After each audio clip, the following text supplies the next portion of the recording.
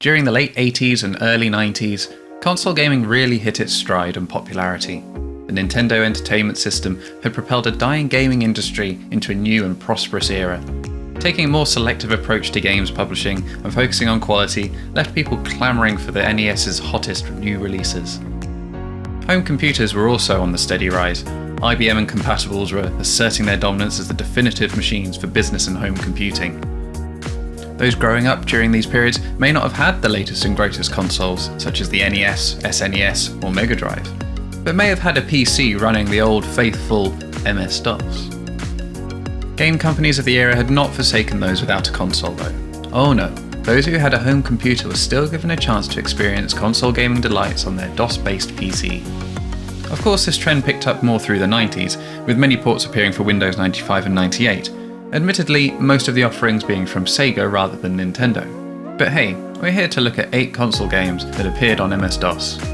Let's see if they stand up to their console counterparts, and see how well the porters managed to navigate around the limitations of our beige-coloured friends. So let's get going, and in no particular order. Aladdin was a real gem on the Mega Drive. It was also released for the SNES, Amiga and Game Boy. The gameplay and graphics are certainly not as fluid as its console counterparts, and oddly the movement is different. It's far more slippy, and also Aladdin will start running faster after so long of moving to one side. Something that it did not do on the Mega Drive. Collisions are rather dicey, and this version certainly feels hard, but simply because it isn't very responsive. The other issue I have with this version is the large banner displaying life and score across the screen. I think this was done to reduce performance hits from drawing the full screen. I'm not a fan of the Genie health bar, it's just not particularly clear. Not a terrible port by any means, but I can't recommend this version of the game. As DOS ports go though, you could do an awful lot worse. Castlevania, a pure classic that is an absolute delight on the NES. This version, I can't make my mind up about. When looking at these ports, it's important to take into account the limitations of PCs back then. When doing that, I think this verges on being a rather impressive conversion. The developers that took up arms and battled with PC limitations back in 1990 were USI or Unlimited Software Incorporated. The graphics are readily recognisable, if a little stiff. Simon Belmont looks like he's wearing a Scout's neck scarf though. A couple of things that drag this version down, I would have to say, are the sound and screen scrolling. Have a listen for yourself.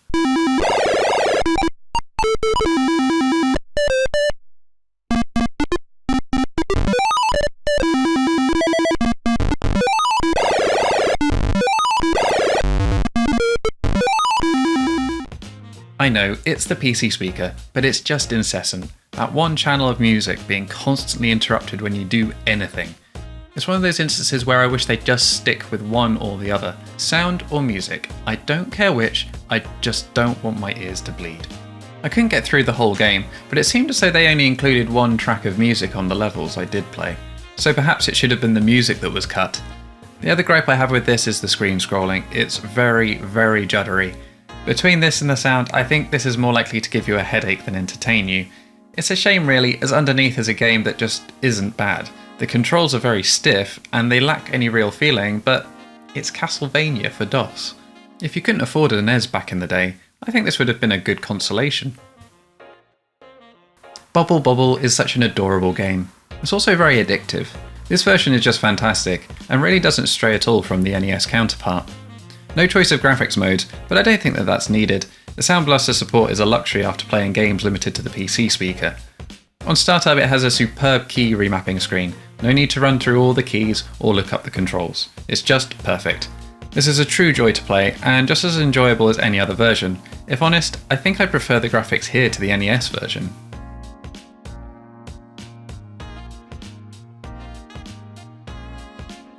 This list of games is not a ranked list, but if there was a bottom of it, Double Dragon 2 would be it.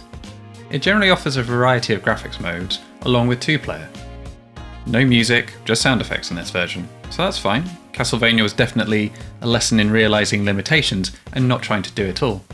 But unlike Castlevania, the gameplay is horrible. Stiff is an understatement. You really can't feel your moves and hits. It just feels like you're bashing the punch button and waiting. This is a really dull port. The less said about this one, the better. It feels like a double gut punch, as I was excited to try this one out. If you're not aware of Micro Machines, well, they're little toy cars that were barely larger than your thumbnail. The game takes these little cars and puts them into a top-down racer. I think you could argue though that it's kind of like a memory game too. The view hardly gives you time to react to turns and chicanes in the track, but all the same this is a very enjoyable game. Especially in multiplayer. Yep, not two-player, multiplayer. For the controls, Q is accelerate and A is your brake and reverse. O and P are left and right. The tank controls can be a bit off-putting at first, but you soon adjust. Micro Machines 2 is a fantastic port. Released in 1995, it really shows you how much PC gaming changed in the 90s compared to the 80s. This is a full-fledged version just like on any home console. It has the usual single-player tournament, Super League, as well as head-to-head and challenge modes. This version also debuted the track editor that was eventually released as part of the Micro Machines Turbo Tournament 96 release. You know when I said about multiplayer? It gave you a little multi-tap in the actual cartridge, allowing up to 4 players. This is a comprehensive version of Micro Machines 2, and one that would not leave any DOS gamer feeling left out. There are a variety of resolutions to choose from, as well as full sound and music support. For the love of all that's good, do not play this version of Super Hang-On.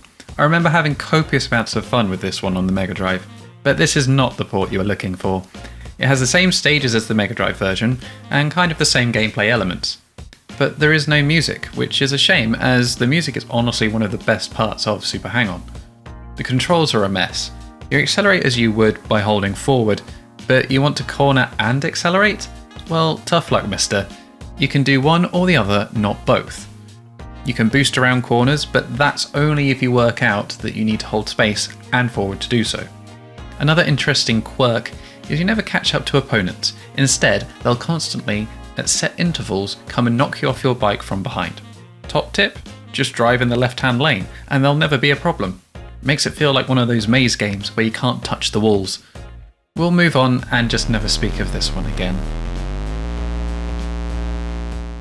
Ninja Gaiden by Tecmo. A series that debuted in arcades and was promptly ported to the NES in 1988. It's had a long history of success. I myself always loved the Xbox and PS3 versions, but you can't forget the original. This port offers CGA and EGA graphics. You can even plug in a joystick for that authentic console-like action.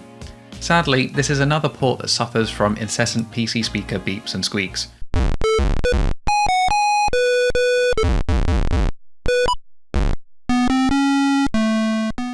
If it's one thing that playing these DOS ports has really shown me, is that old DOS games rarely had logical control schemes. The controls here though are fairly well done. Arrow keys to move, Z to attack and X to jump. Attacking is different from the NES version. You instead press attack to perform a combo rather than just a swipe of your sword. Jumps will knock over your opponent if timed correctly, and are used to access higher platforms, but no wall jumping here. The game itself isn't bad, but it's not the same in terms of gameplay as the NES version. There are 2 difficulties, and difficult is certainly that. The normal mode almost feels too easy. Performance is a little dicey with DOSBox. I had to fiddle with the CPU cycles to get it running correctly, but once that was done it wasn't an unpleasant experience. Take note that the EGA mode seems to be quite glitchy with the sprites, causing a lot of flickering. If you can ignore that though, it's a solid little game.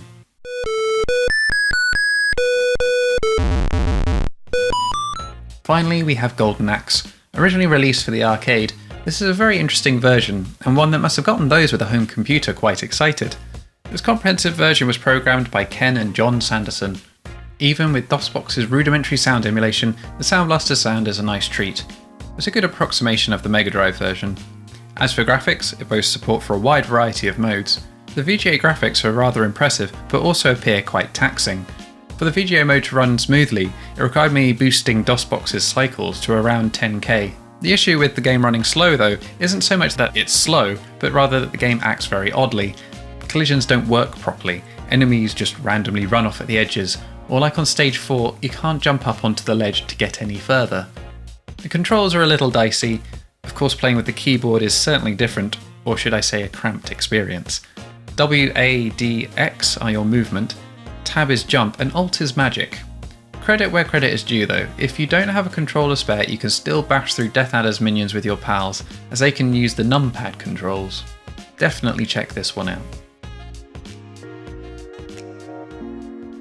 So that was 8 console games that made an appearance for MS-DOS PCs. There are many more, but I think I'll leave those for another time. I may even cover some of those in this video in more detail. I hope you enjoyed this video. Let me know in the comments if you've played any of these and what you thought. Let me know of any games for DOS that appeared on consoles that you really love. Like and subscribe, and I'll see you in the next one. Thank you for watching.